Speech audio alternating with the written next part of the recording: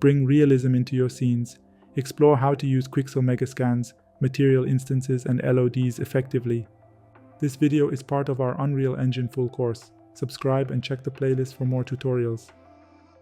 Welcome back to this lesson on transitioning from blocking to building our environment in Unreal Engine. Now that we've completed our initial blocking, it's time to enhance our project by integrating detailed assets and materials.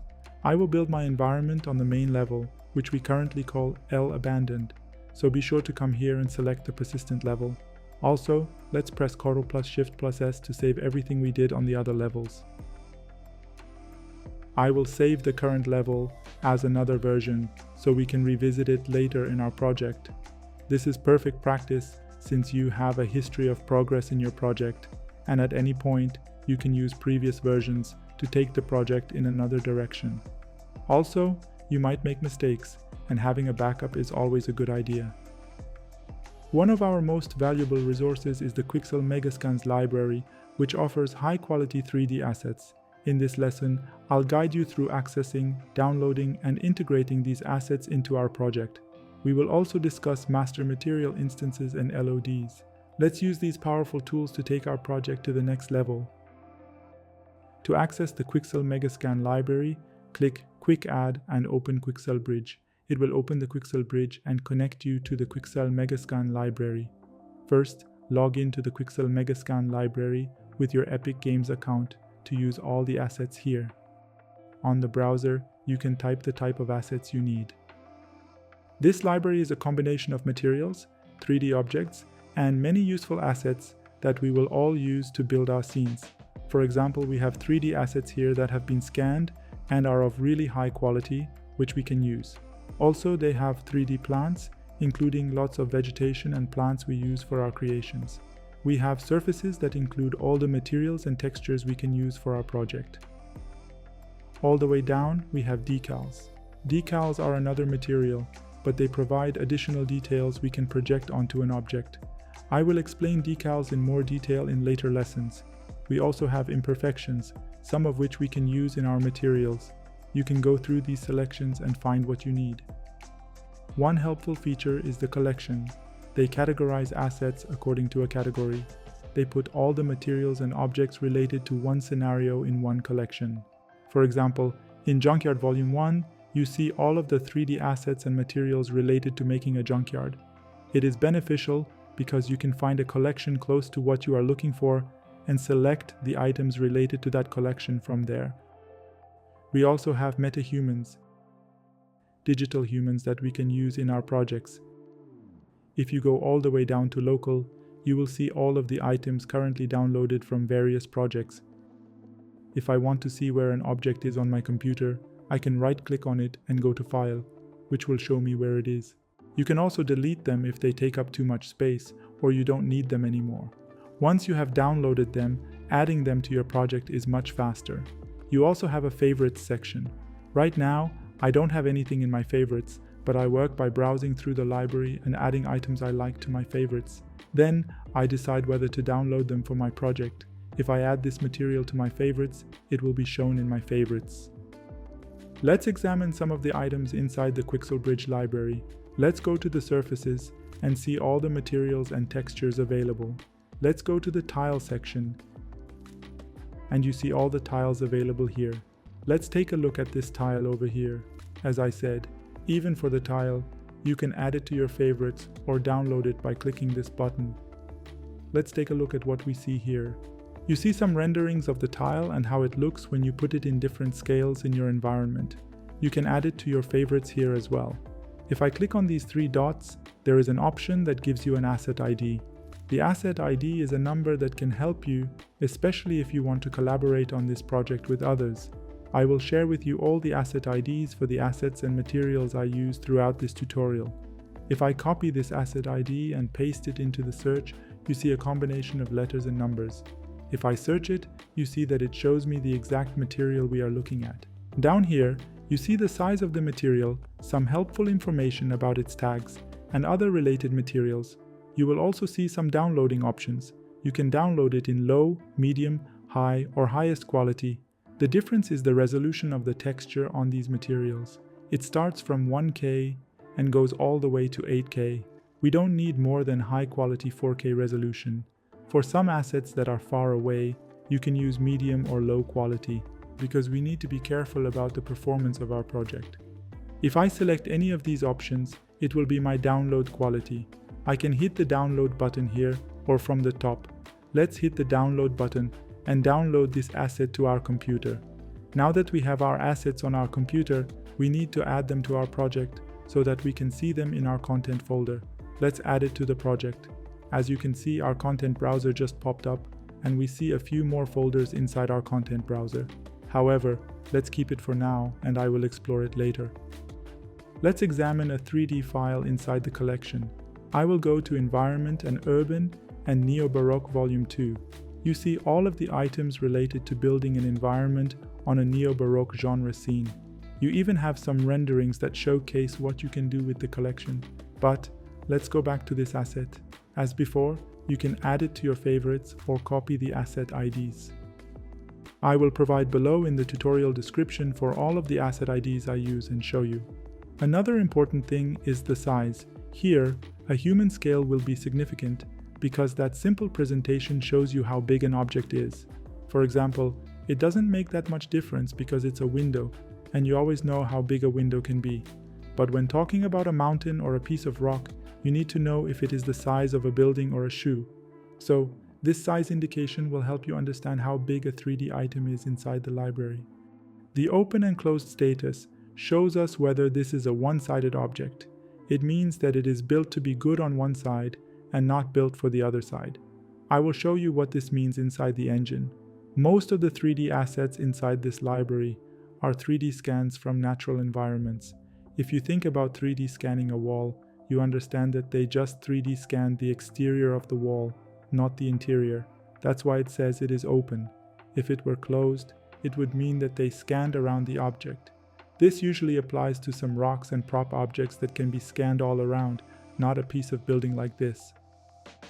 You can also see the related assets here. Let's go to download quality. We have low, medium, high, and nanite quality. Low, medium, and high quality indicate the texture resolution again, not the resolution of the object itself, or in other words, the number of its polygons. It's just how big the texture resolution is going to be. If you are new to 3D, I must explain that a 3D object is a digital model representing a physical item in three-dimensional space made up of vertices, edges, and faces, which we call a 3D mesh. Examples include characters, vehicles, and buildings. Material textures are images applied to these 3D objects to give them visual details like color, patterns, and surface properties like roughness and shininess. They create realistic and detailed models in video games, simulations, and animations. In this case, we have the 3D wall here and its texture and material. Low, medium, and high quality don't affect the 3D model. However, they do affect the resolution of the texture assigned to it. Nanite quality is completely another ballgame, and I'll explain it in more detail in the next lesson. For now, let's download it in high quality. We can also add it to our scene. When we add it to our project, you see there are more items inside the folder. Now that we have some items from the Quixel Megascans library in our project, it makes more sense to examine them before we use them. Let's go to the content drawer. If I go to the content drawer, you will see two more folders inside my content drawer, Megascans and MS Presets. These two folders will be the assets I brought into Unreal Engine. Megascans will show me the assets and MS Presets is behind the scenes, making these assets what they are. Let me explain. For example, I have a folder for surfaces, which contains my materials. Inside this folder, there is a material instance and 3 textures. In Unreal Engine 5, a master material is a template that defines the core properties and behaviors of a material by using texture images that provide visual details such as color, roughness, and surface patterns. Material instances are created from this master material, allowing for the efficient creation of multiple variations by adjusting exposed parameters without duplicating the base data. In this case, you can see the material instance of our tile material and its textures inside this folder. To find its master material, you have to go to the MS Preset folder that was created when we brought our asset into Unreal Engine. Let's start by examining the material instance. If I double click on it, I'm going to jump into the material instance editor. I'm going to make this bigger. We have a viewport that will be exactly like the viewport we had inside Unreal Engine, so the navigation will be similar to what we had. So the navigation is simple, and all items here will be the same as before. However, in the show option, you can deactivate the background if you don't want to be disturbed by it. Other items are similar, so we can go around the preview mesh that our material is applied to and see it from different points of view. Also, from here, I can change the preview mesh for the object that is here. The last option requires you to have a mesh selected in the content browser. For example, if I select this static mesh and then come back and select this option, you will see that the material is applied to the mesh I selected from the content browser. It is a very good example of testing material on an object inside your content browser. The cube is good for now. In the details section, you will see some parameters we can change for this material. Before we delve into the details of the items, let's first understand how physically based rendering, PBR materials in Unreal Engine, help create realistic 3D objects by simulating how light interacts with different surfaces. These materials use various textures, including base color or albedo texture, which provides the primary color of the surface, like the paint on a wall or the fabric color of a couch. Metallic texture, which tells the material which parts should look like metal. Metal parts will reflect light more and look shiny. Roughness texture that controls how smooth or rough the surface is. A low roughness value makes the surface shiny, like glass, while a high roughness value makes it look dull, like chalk. Normal map texture that adds fine details to the surface, like small bumps or grooves, without increasing the complexity of the model. It makes flat surfaces look more detailed and realistic. Ambient occlusion texture, which adds shadows in small creases and corners where light would naturally be blocked. It makes objects look more three-dimensional. Now that we have a good understanding of how it works, let's examine the most important options here. The global section provides access to the tiling. You can adjust the tiling and even offset the material's texture. You can also rotate it. You can hit it from here if you want to reset the changes. However, resetting this one from here will be a problem, because it will set the tiling to 0, which doesn't make sense. So, if you want to reset it from here. If you don't see it activated in real time, it's because of a bug. Just try to activate and deactivate it. The bug will disappear and work. It's a bug in this engine version, and hopefully they will fix it. If you don't need to change this, let's just deactivate it. These items in the albedo section give you control over the texture we use to show the color of the material. For example, you can change the tint or adjust the texture's saturation, brightness, and contrast. Again, let's just reset them. Let's skip metallic and specular because they are less common now. Let's go to the roughness. To show roughness better, I think the sphere is much better. If you see some noise inside this viewport, it is a glitch inside the engine, and hopefully they will fix it in later releases.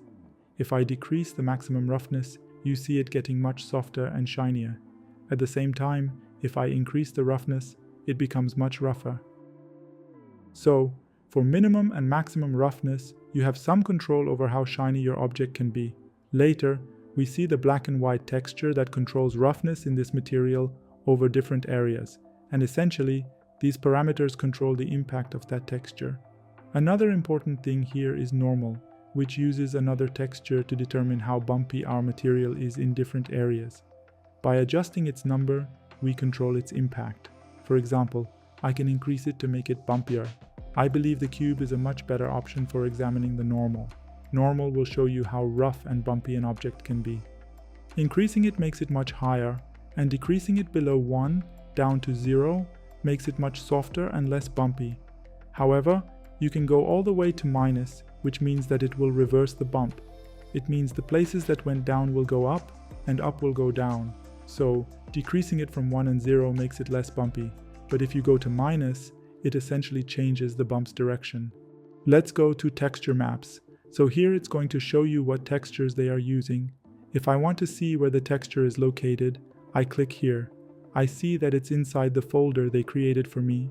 So, right now, I have 3 textures inside the folder. I'm going to open them one by one and see what the differences are between them. The first one is the albedo. The albedo is the color of your material. You can also change the brightness, saturation, and other things in the detail section. However, it's not recommended here since our material has a good structure that we can use to make necessary change inside of our material. The other one is the normal map, which shows us the bump in the texture. The last one is a weird one that has multiple colors. For this material, they use a technique called channel packing. You know that every digital image, it is made as RGB channels, and each channel is a black and white images that hold information regarding of that channel. In our case, they put grayscale image on each channel that controls roughness and other parameters, and then pack it as one so they save on a number of textures that we need to ship out for each material. This technique is called channel packing. So let's return to my texture and material. The last one that I want to see is the parent, which is the master material that this material is connected to. So if I locate it, it will be in the MS presets.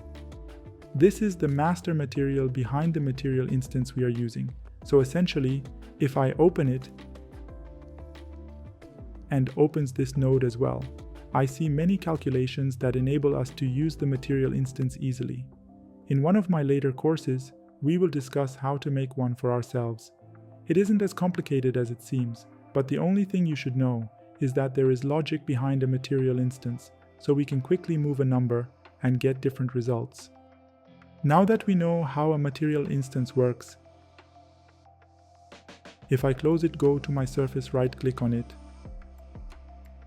and see my references, it shows the relationship between the material and the material instance. Okay, let's return to our project and open the 3D assets folder that we brought in from Quixel Megascans Library. It is inside the Megascan folder and in the 3D assets folder. Inside this folder, I have a material instance and textures, but I also have a static mesh. Oh, what is a static mesh? Let me open the static mesh. If I go to this static mesh, we will see that the viewport is precisely the same as the viewport we had for Unreal Engine, so we can move around it like we used to.